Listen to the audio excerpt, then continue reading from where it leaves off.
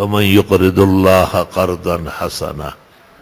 اس آیت کے ذیل میں تفسیر روح البیان میں لکھا ہے کہ حضرت عیسیٰ علیہ السلام ایک جنازے میں تشریف لے گئے تھے. آپ کو کہا گیا کہ بس جنازہ پڑھا کے اور اپنے ساتھیوں کو ساتھ کر کے اس علاقے سے بھاگے، کیونکہ ان لوگوں پر قہر اور عذاب آ رہا ہے. عیسیٰ مسیح اللہ کے رسول برحق، انہوں نے اللہ کے حکم کی تعمیل میں جنازے سے فارغ ہو کے وہاں سے تشریف لے گئے اور بہت دور چلے گئے تاکہ وہاں کی تباہ کاری کا اثر بھی ہم پر نہ ہو. کچھ دن گزر گئے، دیکھا کہ وہ گاؤں، وہ شہر بالکل قائم دائم ہے. حضرت عیسیٰ مسیح کو بہت حیرت ہوئی. حضرت جبریل آپ کے ساتھ ہم وقت ہوتے تھے، کیونکہ جبریل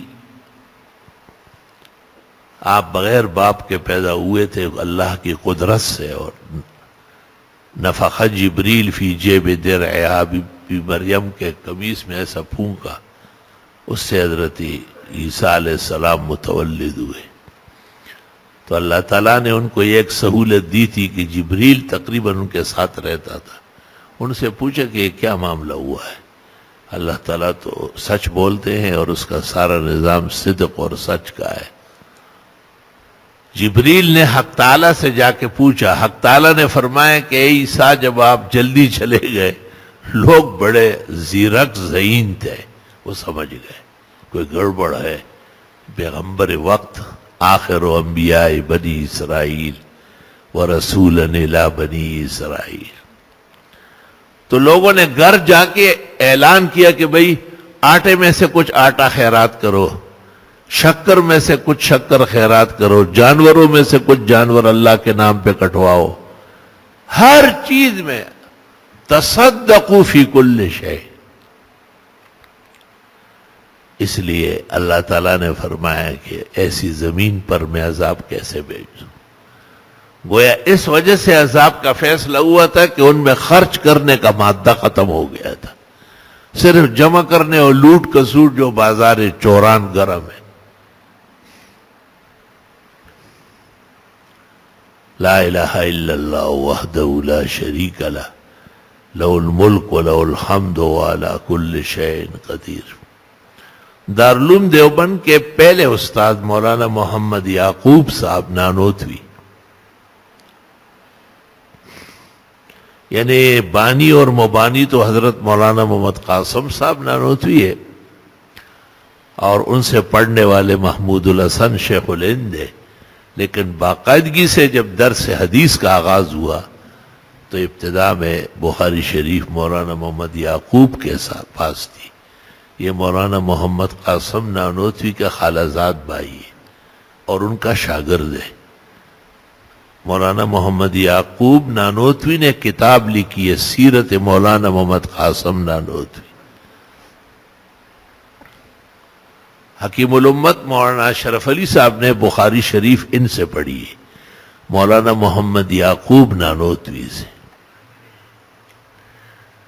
مولانا محمد یعقوب نانوتوی کو مسلسل کچھ علامات نظر آ رہے تھے اور کچھ خواب دیکھنے میں آ رہے تھے، اور کچھ جان پہچان والے حضرات جب ملنے آتے تھے تو وہ بھی اسی طرح کے خواب سناتے تھے. مولانا بہت غمگین ہوئے اور بڑے رونے لگے. صوفی مزاج کے آدمی تھے. بہت مشکل سے کسی کے پوچھنے پر بتایا تو انہوں نے یہ بھی پوچھا کہ پھر بچنے کا کیا طریقہ ہے، سد باب کیسا ہوگا. کہا ہر چیز میں صدقہ کرو، گڑ میں سے، چینی میں سے، سبزی میں سے، پھلوں میں سے، اناج میں سے. تو لوگ ہر قسم کے ہوتے ہیں نا. کسی نے کہا ہوگا بھائی دارالعلوم دیوبند کے باورچی خانے میں کمی ہو گئی ہے. مولانا کو غصہ آ گیا بہت، اور فرمایا محمد یعقوب اور ان کا خاندان، محمد یعقوب اور ان کا گھرانہ. کوئی آدمی طالب علم بھاگتا ہوا ہے، حضرت کے منہ پہ ہاتھ رکھے، خدا کے لیے خاموش ہو جاؤ. اس نے کہا کیا کہا؟ بس جو کہا وہ ہو گیا. چنانچہ 7 مہینے تک وبا پھیل گئی وہاں، اور مولانا محمد یعقوب نانوتوی صاحب کے اہل و عیال بچے بھی اس میں فوت ہو گئے، اور حوض کے کنارے کھڑے تھے، کسی نے کہا سب کو بیچ دیا، تو یہاں کھڑا ہے، کا وقت آ چکا ہے۔ اگلے دن حضرت کا بھی انتقال ہو گیا۔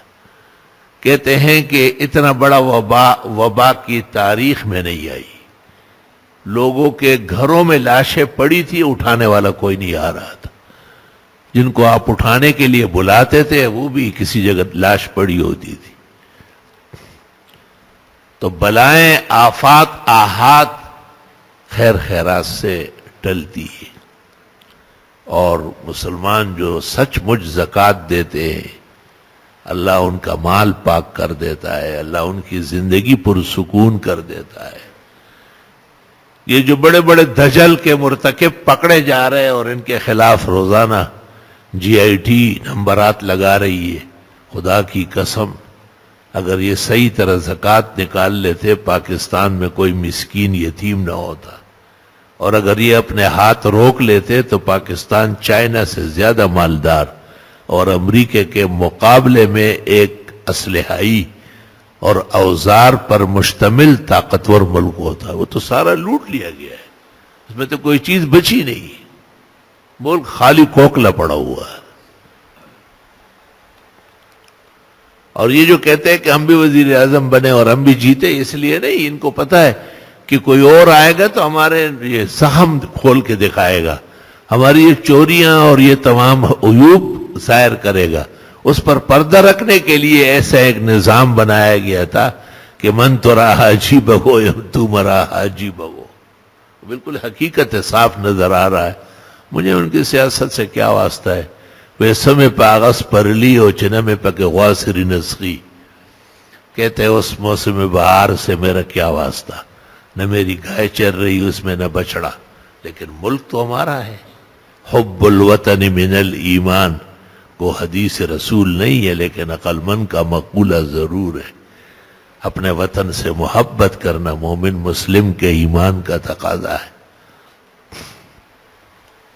قرآن کریم میں اللہ نے جب بنو قریظہ کو نکلوایا اور ان کو مہلت دی تھی کہ اتنی دیر میں جو لے جا سکتے ہو لے جاؤ، چونکہ انہوں نے خندق کے موقع پر بڑی غداری اور عہد شکنی کی تھی، آپ نے غدار اور عہد شکن کو کبھی معاف نہیں کیا ہے۔ بڑے بڑے کافروں کو معاف کیا، لیکن جن قبائل نے آپ سے عہد کیا تحریر ہو گئی اور انہوں نے اس کے خلاف کیا، آپ جیسے فرصت میں آتے اللہ کا حکم آتا پکڑو انہیں، چھوڑنا نہیں ان کو۔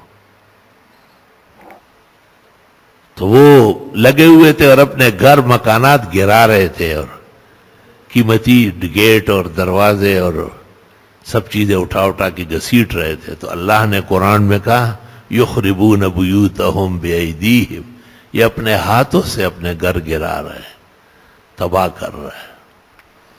علماء کہتے ہیں کافر کے لیے یہ ممکن ہے کہ اپنے وطن و گھر کا دشمن ہو، مومن کے لیے ممکن نہیں۔ مومن لازماً ایمان کا تقاضا ہے کہ وہ اپنے وطن، اپنے گھر، وطن بڑا گھر ہے یہ چھوٹا گھر ہے، وطن ہو، ملک ہو تو ہمارے گھر، ہماری مسجد ہے، ہمارے مدرسے آباد ہے اور اللہ قیامت تک آباد رکھے۔ مومن مسلم کے اوپر یہ بھی فرض ہے کہ وہ پاکستان کی بقا کے لیے، حفاظت کے لیے اور اس کی پائیداری اور خوشگواری اور ظاہری اور باطنی ترقیات کے لیے خصوصی دعائیں فرمائیں۔ تقدیر بدلتی ہے دعاؤں کے اثر سے، وَلِلدَّعْوَاتِ تَأْثِيرٌ بَلِيغٌ، دعاؤں کا اثر یقینی ہے۔ وَقَدْ يَنْفِيهِ أَصْحَابُ الضَّلَالِ، انکار کرنے والے نرے گمراہ اور بے دین ہیں۔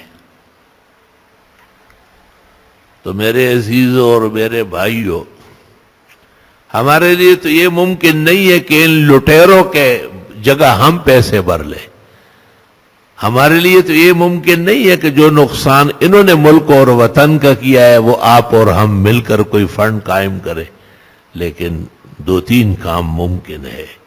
ایک تو یہ کہ دعائیں کی جائے کہ اللہ یہ ملک اچھے لوگوں کے ہاتھ میں رہے، اور دعاؤں میں آیا بھی ہے، اللہم ولی امورنا خیارنا، خدایا ہماری سلطنت اور حکومت اچھے لوگوں کے حوالے فرما، ولا تولی امورنا شرارنا، بدترین کائنات کو ملک کے اختیارات اور اقتدار نہ دے۔